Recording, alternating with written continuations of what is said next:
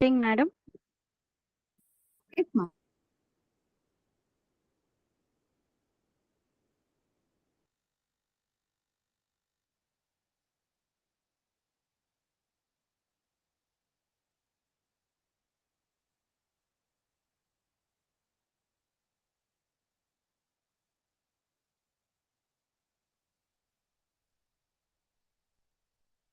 Okay.